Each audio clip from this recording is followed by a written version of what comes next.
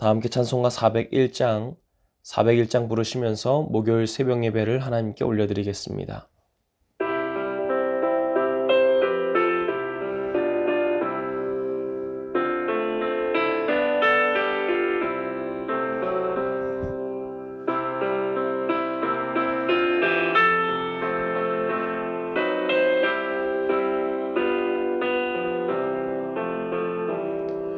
주의 곁에 있을 때 마음이 든든하오니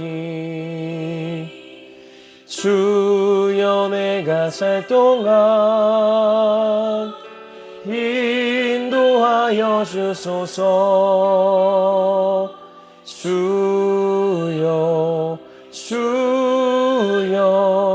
나를 인도하소서.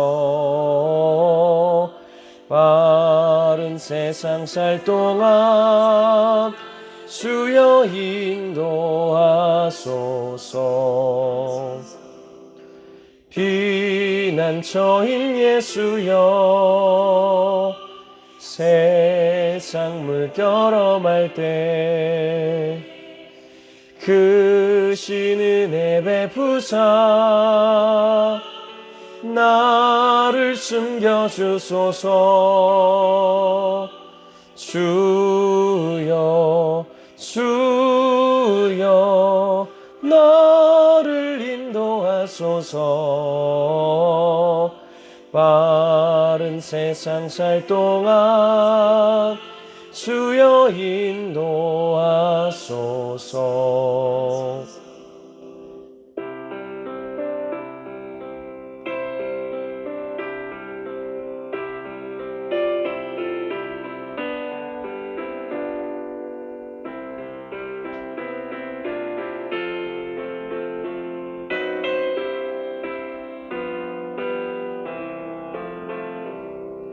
세상 풍파 지난 후 영화로운 나라와 눈물 없는 곳으로 들어가게 하소서. 주여 나를 인도하소서. 바른 세상 살 동안 주여 인도하소서.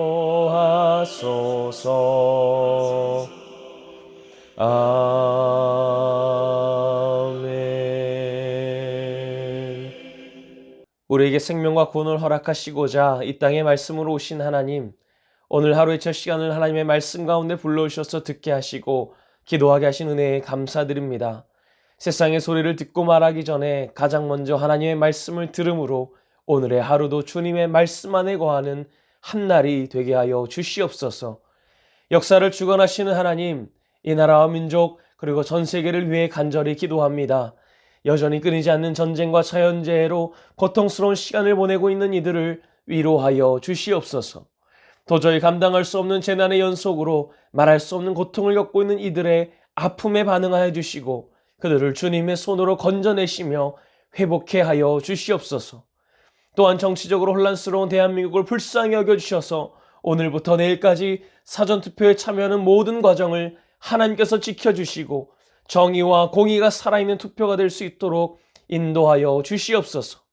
또한 본투표에서는 모든 과정이 투명하게 진행되게 하시고 말로만 하는 정치가 아닌 정책과 민생이 회복되는 실행력 있는 정치를 펼칠 수 있는 대통령이 선출될 수 있게 하여 주시옵소서. 그가 자신과 당의 이익을 위하기보다 나라와 국민을 먼저 돌보게 하시고 서로를 비방하고 끌어내리기보다 존중하며 자신과 다른 이념과 가치도 끌어안아 품을 수 있는 지도자로 세워지게 하여 주시옵소서. 또한 지금 이 시간에도 고통스러운 시간을 견디며 숨죽여 예배드리는 북한의 성도들과 간절함을 담보삼아 날마다 목숨을 잃어가고 있는 국민들을 불쌍히 여겨주시고 그들을 구원하여 주시옵소서. 그들을 사지로 내모는 독재 정권도 무너지게 하시고 아직도 전 세계에서 유일하게 분단되어 있는 이 한반도를 복음으로 통일시켜 주시옵소서. 우리 교회를 기억하시고 여호와로 인해 기쁨과 즐거움을 허락하실 하나님, 우리가 하나님의 눈에서 은혜를 발견하기를 원합니다. 심판하는 하나님이 아니라 사랑하셔서 구원하시는 하나님을 바로 볼 수 있는 은혜를 발견하게 하여 주시옵소서. 인류를 향한 하나님의 탄식과 한탄 속에서 흘리시는 눈물을 바라볼 수 있게 하여 주시옵소서. 새로운 언약을 허락하셨사오니 그 언약으로 하나님의 자녀다운 삶을 회복하게 하시고 하나님의 상속자된 삶을 살아낼 수 있는 믿음의 담력을 얻게 하여 주시옵소서. 이를 위해 가족과 자녀들의 인가기도를 위해 간절히 기도하는 성도들이 있사오니 그들의 기도가 땅에 떨어진 것 하나 없이 모두 하나님께 닿게 하시며 결국 그 열매의 결실을 맺는 날을 반드시 보게 하여 주시옵소서. 모든 교육자들과 팀사역자들과 지역장과 부지역장, 보이지 않는 곳에서도 수고하는 모든 성도들을 기억하여 주시고 날마다 주님께서 주시는 새 힘으로 맡은 일에 충성을 다할 수 있게 하여 주시옵소서. 특별히 자라나는 교회 학교와 청년부에도 믿음의 분별력을 허락하시고 자라나는 과정 가운데 늘 하나님의 말씀이 새겨지게 하시며 그 인생에 하나님의 일하심을 날마다 경험하며 하나님을 떠나지 않는 삶이 되게 하여 주시옵소서. 현재 미국에 계신 한임 목사님과 사모님께도 함께 하시어 계획된 일정들을 마무리하시고 돌아오는 그 길에 하나님께서 함께 하여 주시옵소서. 또한 이러한 소망을 가지고 살아가는 우리에게 새 성전을 허락하셨사오니 세워져가는 성전을 바라보며 우리의 소망이 주님께 있음을 날마다 깨닫게 하여 주시옵소서. 그리하여 주님의 일을 충성되게 감당할 수 있는 우리 모두가 되게 하여 주시옵소서. 이를 위해 발벗고 나서서 수고하시고 고민하시고 애쓰시는 담임 목사님과 장로님들과 날마다 성전을 사모하며 각자의 삶의 자리에서 기도하시는 성도님들을 성령으로 무장시켜 주시옵소서.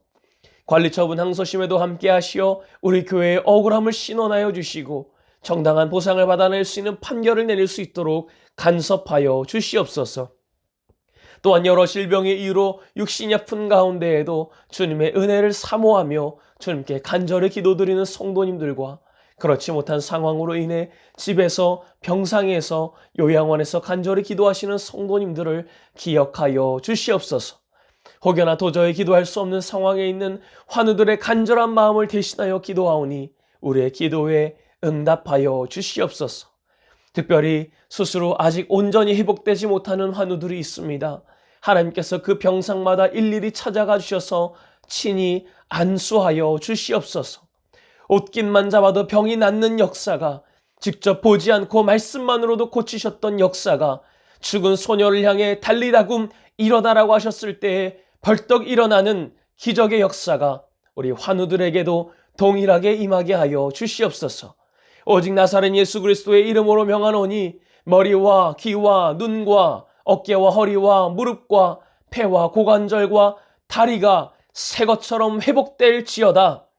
노안으로, 바이러스로, 당뇨로, 심장 판막으로, 교통사고로, 부정맥으로, 발목 인대의 끊어짐으로, 구안화사로, 척추의 협착으로, 췌장의 혹으로, 담낭 담석으로, 뇌경색으로, 결석으로, 투석으로 고통당하고 있는 환우들의 아픔은 떠나갈지어다. 림프종암과 갑상선암과 설암과 흉선암과 유방암과 상피암과 대장암과 전립선암과 방광암과 신장암은 떠나갈지어다. 마음의 병으로, 공황장애로, 사춘기와 갱년기로, 죄책감으로, 넘어짐으로, 두려움으로, 외로움으로, 우울증으로, 불면증으로 고통을 주는 사단의 영은 떠나갈지어다. 또한 시술과 수술의 과정을 겪고 회복을 기다리는 성도님들께도 끝까지 포기하지 않는 믿음을 허락하셔서 반드시 낫게 됨을 경험케 하여 주시옵소서. 연로하신 성도님들 또한 그토록 간절히 바라는 새 성전에서 함께 예배드릴 수 있는 은혜 또한 허락하여 주시옵소서. 육신의 질병과 관계적 어려움과 마음의 병을 지고 있는 성도들이 있다면 그 마음도 위로하여 주시고 보살펴 주셔서 회복케 하시고 그 마음을 붙잡고 일어설 수 있는 힘을 허락하여 주시옵소서. 우리 교회가 돕는 모든 선교지들을 위해 기도합니다.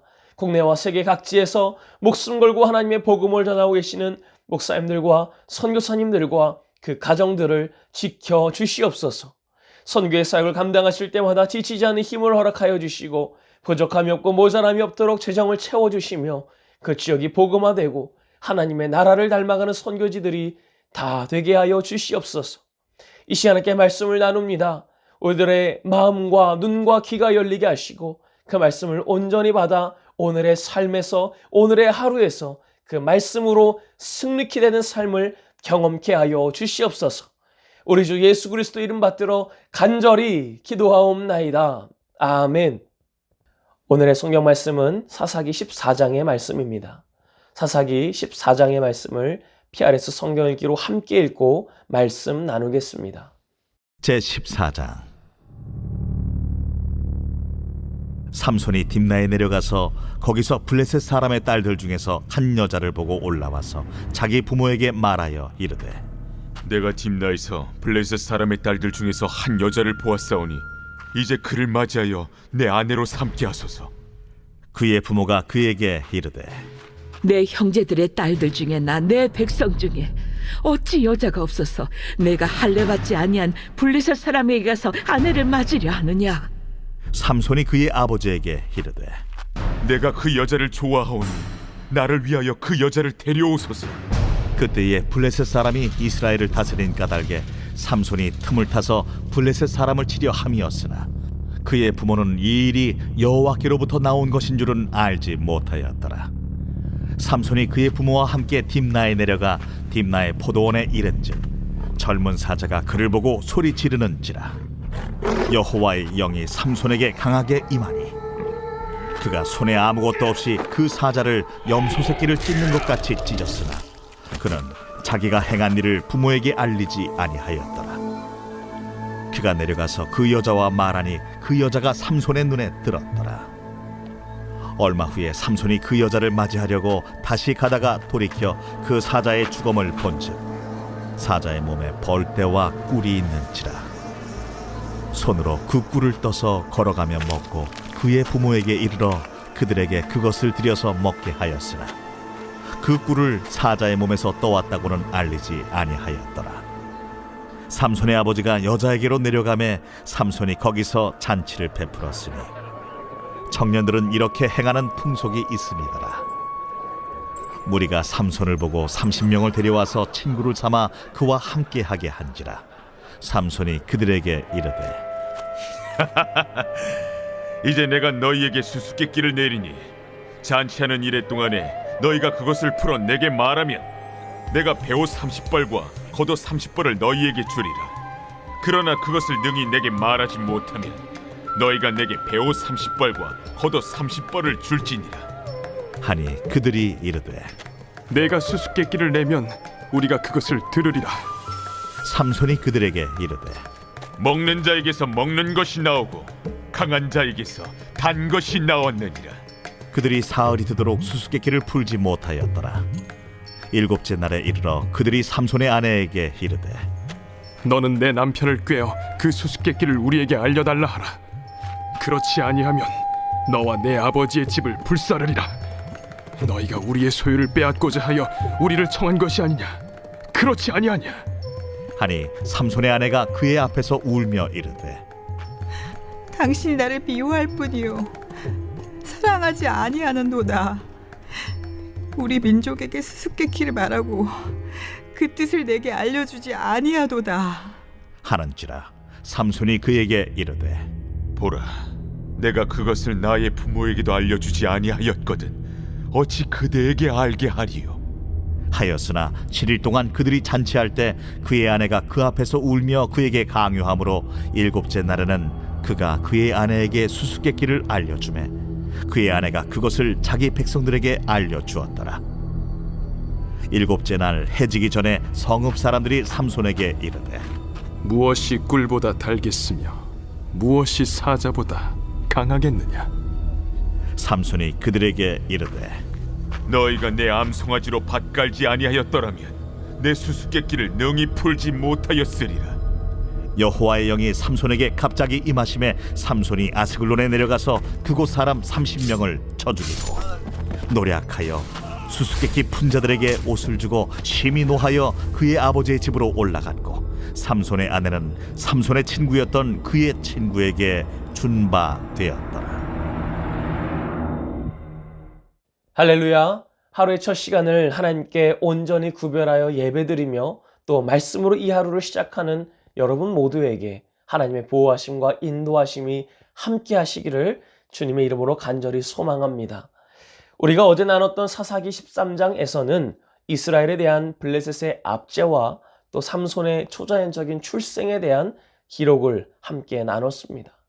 그리고 그 아이는 나실인으로 성장하면서 하나님께 복을 받았고 또 하나님의 영이 그를 움직이기 시작하셨다는 구절로 13장이 마무리가 됩니다.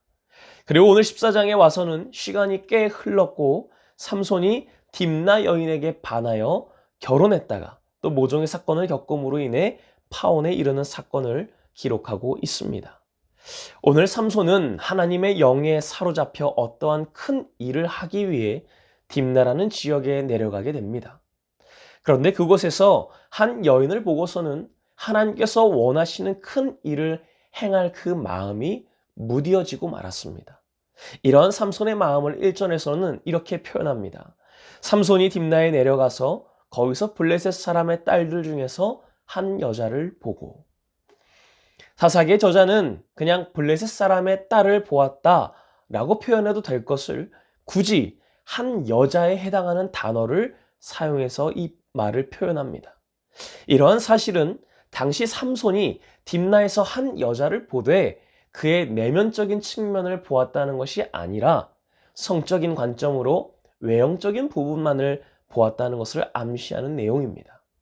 그리고 삼손은 다시 부모가 있는 소라 땅으로 돌아와서는 자신의 결혼 문제를 논의하는 차원이 아니라 이미 자기 스스로 결정된 일을 선포하듯이 일방적으로 강경하게 그녀를 취해서 아내로 삼겠다는 입장을 부모에게 통보합니다. 이에 삼손의 부모는 3절에서 같은 민족의 딸 중에 여자가 없어서, 어떻게 여자가 한 명이 없어서 할례받지 못한 블레셋 사람들 중에서 여자를 취하려고 하느냐고 질책합니다. 이거는 부모가 삼손이 하려는 결혼이 옳지 못하다는 것을 알려주고 있는 것입니다. 그럼에도 삼손은 굴하지 않고 내가 그 여자를 좋아한다고 말합니다. 히브리어로 이것을 직역하면 그녀는 내 눈에 옳습니다 라는 것이었습니다. 이러한 표현은 사사기의 저자가 사사기 17장 6절과 21장 25절에서 사사기의 결론 문구처럼 사용한 사람이 그의 눈에 옳은 대로 행했다라는 구절에 대한 전조라고 할 수 있습니다.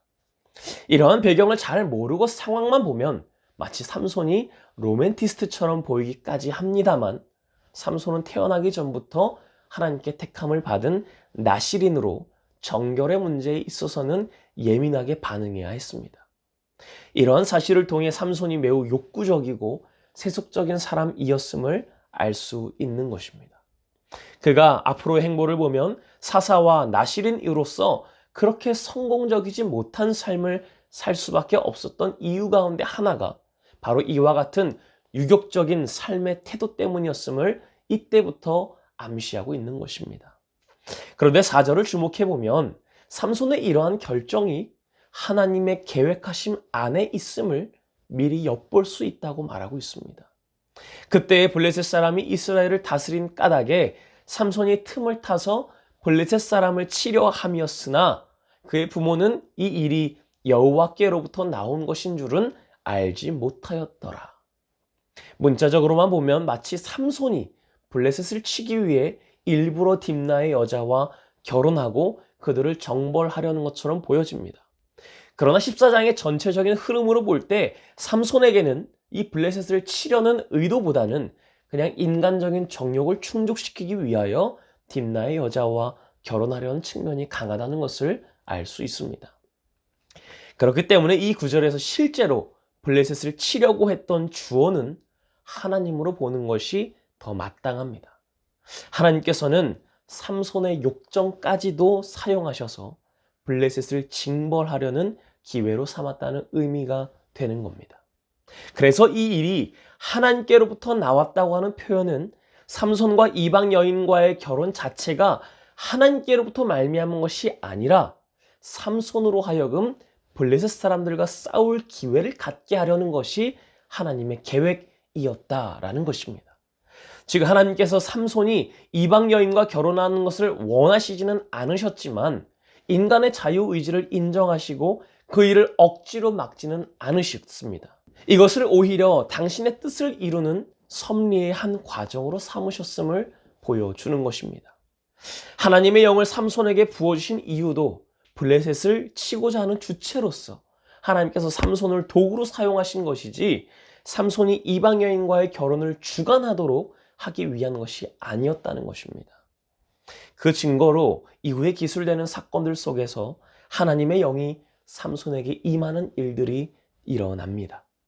이제 삼손은 끝내 자신의 부모들을 설득하고 함께 딥나로 내려가던 중에 잠깐 삼손이 혼자 있을 때가 있었는데 이때 사자를 만나게 됩니다.